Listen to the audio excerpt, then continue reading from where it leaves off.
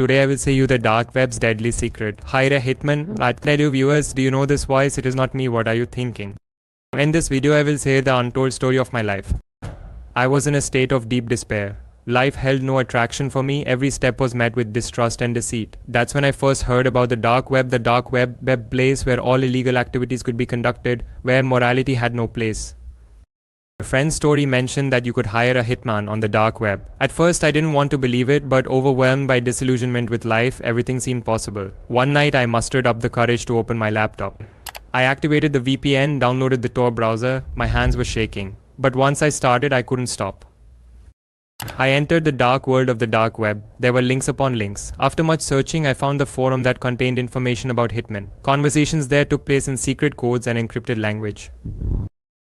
I didn't know how to proceed, but I found a link where hitmen could be hired for the job. Payments were made with Bitcoin. I don't know why, but I bought Bitcoin.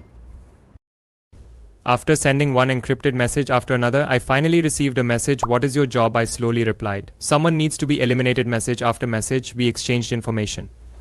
The hitman asked for the target's photo, address and other details. I provided everything. A few days later, one morning I saw in the newspaper that my target had been found dead under mysterious circumstances. I didn't know how to feel. On one hand I felt relieved, on the other, the weight of committing a heinous crime seemed to crush me. That dark chapter of my life ended, but the darkness in my heart would never fade. Every moment of that night still flashes before my eyes, and I realize that the solution to life's problems might never be death. I hope you enjoyed the story. Remember, such actions should never be taken in real life as they are completely illegal and immoral.